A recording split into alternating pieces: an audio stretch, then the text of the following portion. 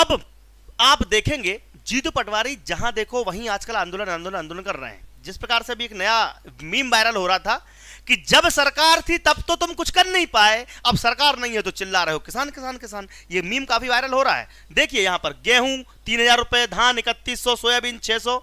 जब तक ये भाव नहीं मिलता हम चैन से नहीं बैठेंगे। तो भैया तुम चैन से बैठोगे भी कैसे, क्योंकि कुछ काम धाम तो है नहीं।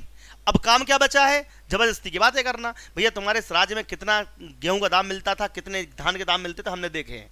अच्छा, मैं खुद एक स्वयं किसान हूं, मेरे परिवार वाले सारे किसानी करते हैं और आज भी धान हमारे कटनी जिले में हमारी खेती है, वहां पर धान ही पैदा होती है।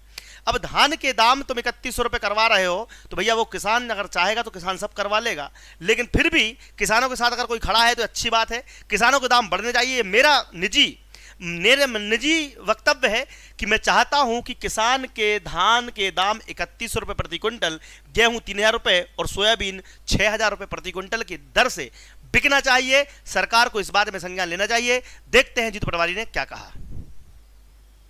कि यह सरकार संकल्प पत्र पूरा नहीं कर सकती, यह सरकार, यह बीजेपी का संकल्प पत्र पूरा नहीं कर सकती। एक साल में इस संकल्प पत्र का एक अक्षर भी नहीं पढ़ा गया। जब तक चैन से नहीं बैठेंगे, जब तक कि 3000 रुपया 3100 धान का दाम नहीं होगा, जब तक चैन से नहीं बैठेंगे, जब तक सोयाबीन का भाव 6000 नहीं होगा, जब तक चैन से नहीं बैठेंगे, जब तक गेहूं का दाम 3000 रुपए नहीं होगा, जब तक चैन से नहीं बैठेंगे, जब तक ये सरकार ये धान 3100 रुपए में नहीं खरीदेगी, जब तक चैन से नहीं बैठेंगे, जब तक ये सोयाबीन 6000 रुपया सोयाबीन नहीं लेंगे, जब तक चैन से नहीं बैठेंगे, ये मक्का 2500 नहीं बिकेगी। तो यहां पर मेरा निजी वक्तव्य है कि जितने भी किसान हैं उनको मिलना चाहिए। अच्छा, मैं कमेंट में देख रहा हूं कि वर्ग 1 में पद वृद्धि को लेकर, आदरणीय मैं आपसे कहूंगा कि वर्ग 1 में पद वृद्धि को लेकर सबसे पहले मेरा ही आंदोलन भोपाल में हुआ था।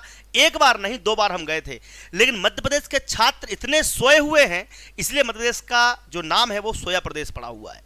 अगर छात्र एकता होती तो ये पदवृद्धि तभी हो चुकी होती। अभी मैं जा रहा हूं वर्ग 2 के आंदोलन के लिए, क्योंकि अब वर्ग 1 वाले आए ही नहीं। 2 बार गया मैं, उसके बाद फिर बाकी लोग बैठे रहे। कई लोगों ने आंदोलन उसके बाद भी करे। मैं उसके मना नहीं कर रहा हूं, छात्रों ने प्रयास भी किया, लेकिन जो वहां गए वो शेर थे और जो नहीं गए वो सवा शेर घर में बैठे हुए थे।